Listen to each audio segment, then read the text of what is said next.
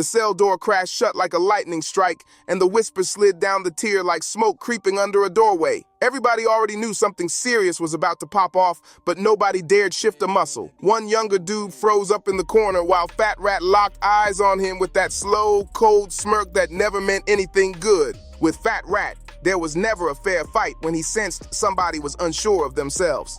Fear was his weapon of choice, sharper than any blade or any gun. And what you're hearing right now isn't some Hollywood script or a made-up street tale. This is the real story of Michael Fat Rat Allen, a Hoover OG whose name had people shook, enemies, and even his own crew. South Central Los Angeles in the 70s and 80s felt like a battle zone built out of poverty, shut down factories, and broken school systems. The jobs that once kept families steady vanished, leaving folks scrambling just to survive. And when crack hit the streets, everything went from rough to straight up destructive almost overnight, forcing kids to act grown before they even understood the world they were standing in. Hoover turf covered long stretches of Figueroa and spilled into blocks already packed with tension and violence. Figueroa didn't just mean territory. It became tied to street hustling, underground spots, and heavy shootouts between rival crews. People did whatever they had to do to get by, but the Hoovers kept their grip tight with intimidation and hard enforcement.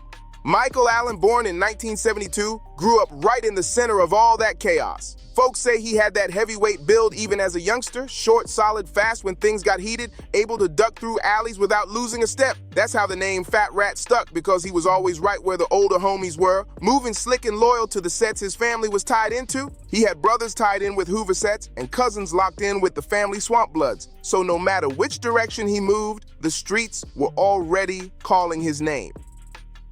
Kids in that neighborhood grew up watching their older relatives carry pistols like they were school supplies, and survival meant choosing a side before somebody else chose it for you. Growing up in that kind of world built something different inside Michael Allen. Those blocks shaped him into someone who didn't see danger the way regular kids did. For most youngsters, the streets were for hooping or cruising on bikes, but for Fat Rat, those same corners became a classroom where every lesson was about staying alive. That early foundation created the man who later used fear like a weapon against enemies and even the people standing next to him. By the mid-80s, Fat Rat was already hanging close to the Hoover OGs. He was still a teen, but the older homies saw how fast he picked up the street code and how he didn't stress over consequences one bit. He had a heavy presence without saying much, rocking that same tight, serious look that made younger dudes tense up around him. Around this time, Cleeman Big Evil Johnson was a major powerhouse in the family Swamp Bloods. Big Evil carried one of the darkest reputations in Los Angeles. People said he was one of the most dangerous men moving during that era. Michael Allen linked up with him and started rolling beside him, making that connection even more feared because both of them were known for being extremely violent. Folks in the neighborhood said Fat Rat didn't need to say a word. His size and silence did all the talking for him. He didn't crack what attracted Big Evil to him, because in the streets, intimidation held more weight than conversation when loyalty was on the line. Even the memoir Monster by Sanika Shakur, known as Monster Cody, mentioned an OG Fat Rat from Hoover. And the way Monster described him in prison settings showed that Fat Rat had already built a serious reputation early on, especially for a Hoover member to stand out like that. Inside that world of nonstop violence, his name already carried weight, meaning he'd put in work on the outside that inmates either respected or straight up feared. Stories floated around about robberies and assaults linked to him, and even before he hit his 20s, he was the one handling discipline for his set. When younger members stepped out of pocket, it was Fat Rat who pulled up to remind them how things worked. That reputation stuck to him fast, because it was never about being loud or showing off. It was about making sure nobody in his set ever doubted that he would enforce the rules using force if he had to. Those early steps into street life painted the picture clear. Fat Rat was quiet, but he was cold with it, linking himself to one of the most feared men in South Central and shaping into the enforcer who would eventually earn one of the darkest reputations the Hoovers had ever seen. By the mid-80s, the Hoovers had already broken away from their old Crip identity and turned into something way more unpredictable. Their sets grew strong across South Central, running long stretches of Figueroa and reaching deep into the West Side. They used to roll side by side with other Crip factions, but years of internal beef pushed them to break off and build their own lane. And once they separated, the Hoovers weren't scared to link up with whoever held money or power, even rivals, if the moment made sense. The streets whispered about odd alliances popping up, and the family Swan Bloods ended up becoming one of their closest connections. Their turf sat right next to Hoover territory, and the crack economy pushed both groups into business together, whether folks liked it or not. The crack era flipped South Central on its head, filling corners with smoke, hustlers, and quick cash. Every block turned into a battleground, and shootouts became an everyday sound across Los Angeles. LAPD reports listed hundreds of slayings connected to Hoover sets and their rivals during those years. Right in the middle of that chaos stood Clement Big Evil Johnson, one of the most feared swan bloods of his generation. Court records later labeled him Los Angeles' most dangerous man, and even law enforcement talked about him carefully. His name carried weight whether he was inside or outside prison, and people described him as someone who didn't hesitate for anything. And standing right beside him through a lot of that time was Michael Fat Rat Allen, the quiet enforcer who moved like Big Evil's shadow and never questioned orders when it came time to hand out punishment. The streets made sure nobody forgot who really controlled those blocks. Street talk painted him as the one who checked younger Hoover members whenever they got reckless, and people said he'd leave homies bruised and leaking if they crossed the line, all to keep order through straight pressure and fear. His name grew fast because he never had to shout, but when it was time to act, he brought the type of force that everybody understood without a single word. That link between a Swan Bloods heavyweight and a Hoover OG showed just how complicated gang politics were during the crack era. Money and survival flipped old rules upside down, and alliances formed wherever protection and profit lined up. Fat Rat's loyalty kept him tight with Big Evil, and folks in South Central didn't just fear rival sets anymore, they feared discipline coming from inside their own crew too.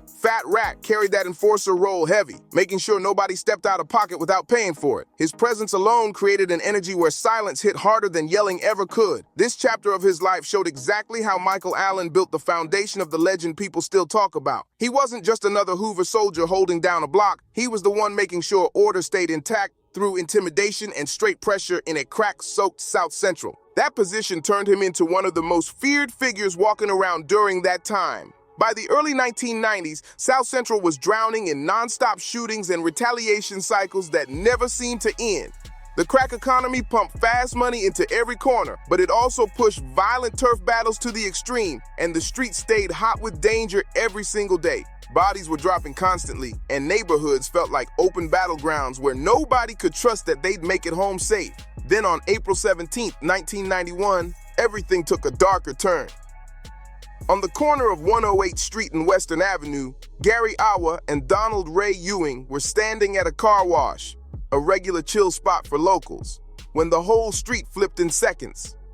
A van rolled up slow, and then the side door slid open like something out of a nightmare. Witnesses later told police that two shooters leaned out with automatic weapons and started firing without thinking twice.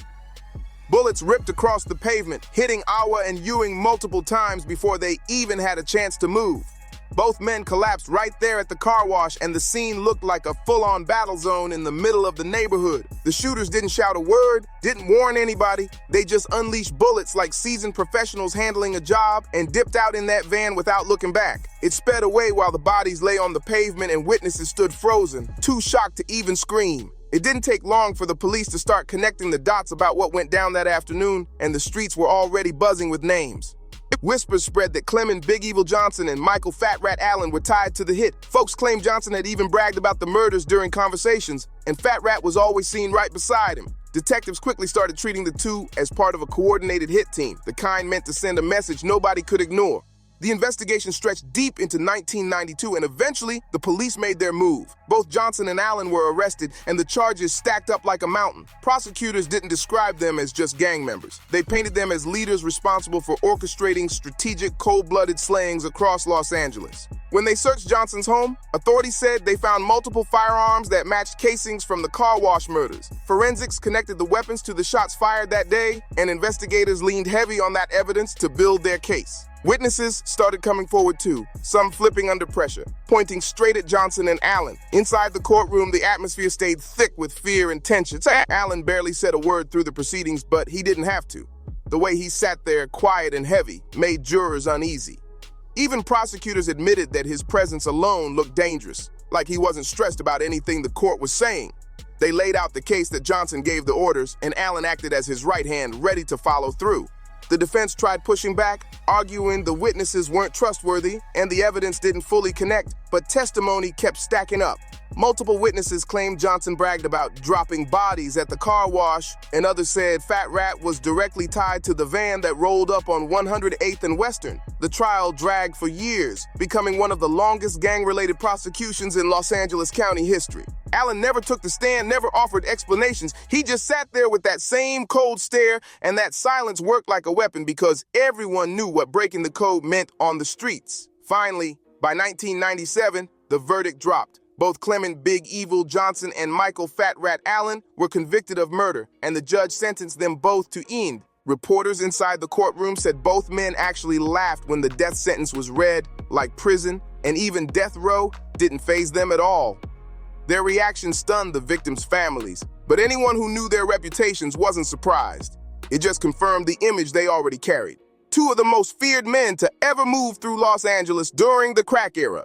Johnson became the public face of the Swan Bloods in news reports, while Allen's name spread as the Hoover enforcer standing right beside him. The car wash slayings turned into the heart of the prosecution's case, showing the cold, calculated style of gang violence during the early 90s. In court, they didn't paint Allen as just another Hoover soldier. They put him out there as Big Evil's lieutenant. Prosecutors pushed the picture that Allen handled discipline inside the ranks and stood close during major hits. Testimony, forensics, and street rumors collided, shaping Fat Rat into someone who never questioned orders and treated violence like everyday business. And when all the evidence landed, the car wash murders exposed just how dangerous the Hoover and Swan alliance really was. Together, they'd pulled off a broad-day double homicide in front of witnesses and still moved around like they couldn't be touched until the cops finally came.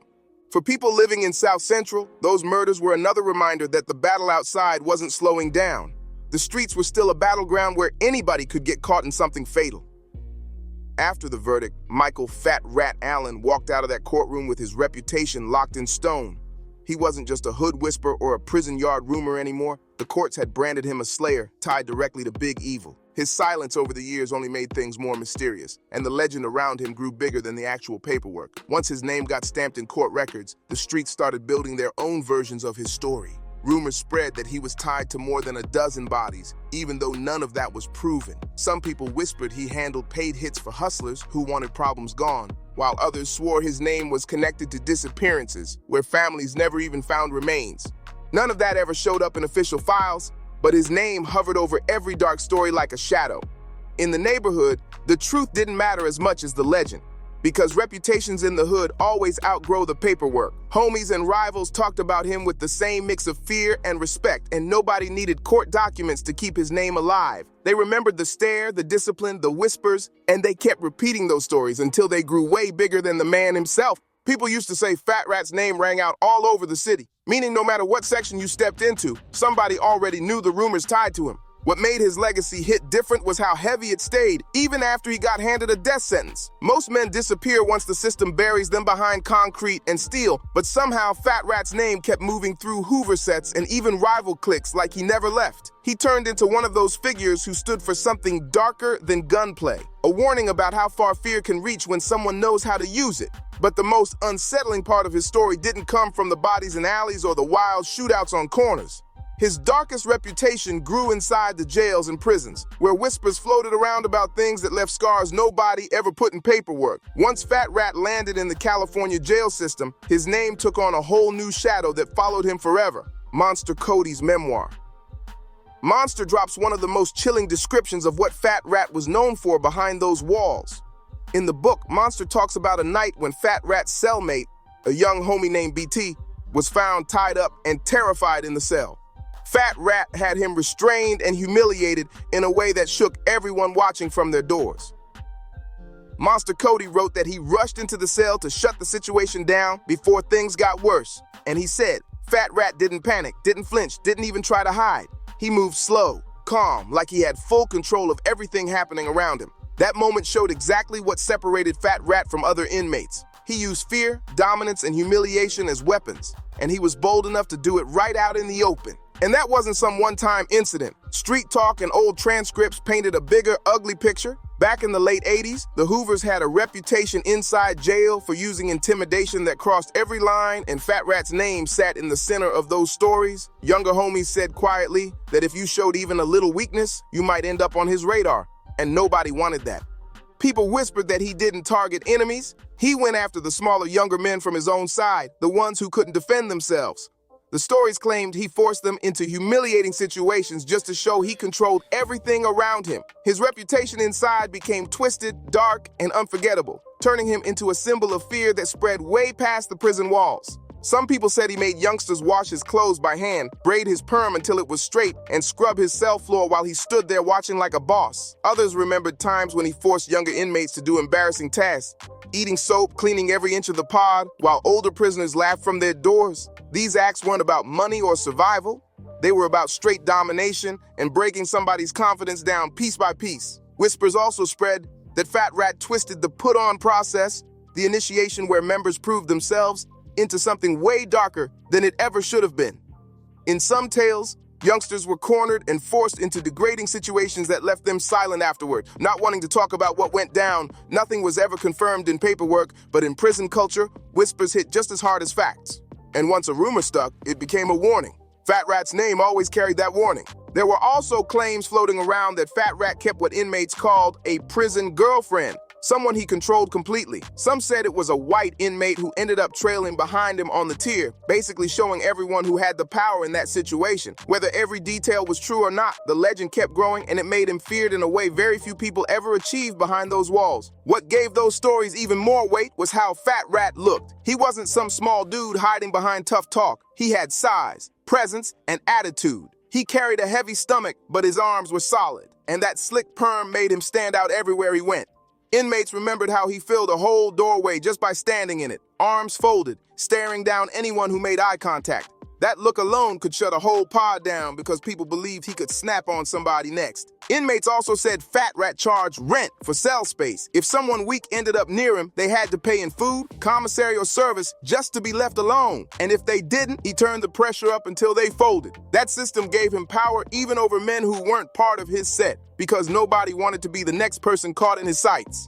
The disturbing part of Fat Rat's legend was that his violence didn't just target outside enemies anymore. Behind those walls, he built fear by turning his own homies into victims.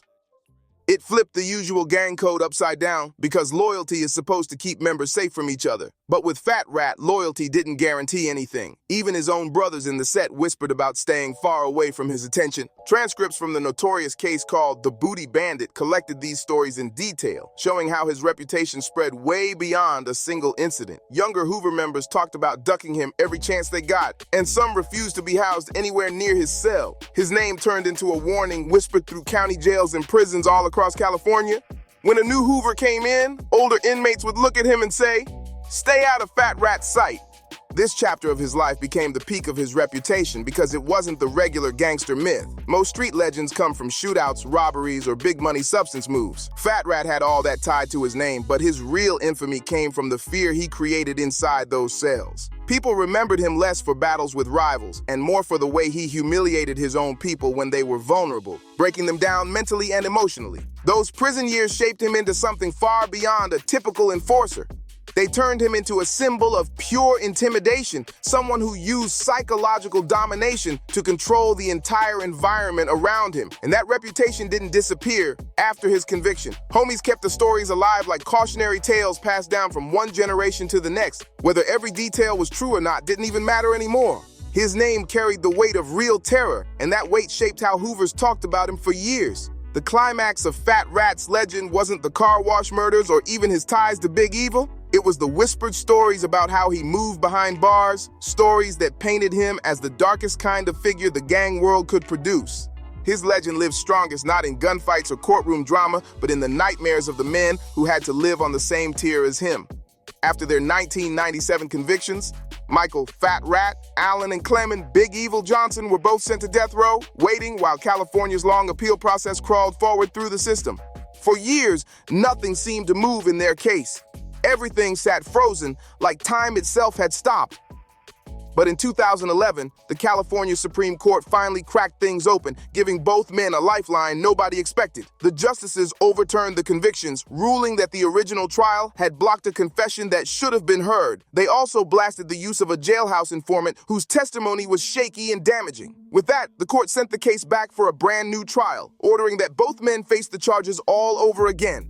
Prosecutors did not take that loss lightly. They tried to hit both defendants with new charges, claiming this fresh round came from evidence never used the first time. But the defense fired back, saying the move was straight up vindictive, basically punishment for winning the appeal. The judge agreed and tossed out those extra charges, leaving only the original murder counts for the retrial. That legal fight kept Fat Rat and Big Evil in county jail instead of San Quentin's death row. They were transferred back into Los Angeles County facilities, stuck in a strange limbo while prosecutors geared up for another trial. And during that stretch, they moved through the tiers like old-school power players, using intimidation the same way they always had. Their convictions might have been overturned, but their reputations walked ahead of them into every single pod. Fat Rat still carried that heavy frame and that sharp, unblinking stare, and hardly anyone dared to test him. The legal limbo dragged on for years, showing how slow California's death penalty system really moved. Decades passed with no closure, not for the victims' families and not for the men still trapped inside those walls. Appeals, retrials, delays, everything stacked up until the whole process felt like it was stuck in quicksand. Meanwhile, Fat Rat grew older behind bars.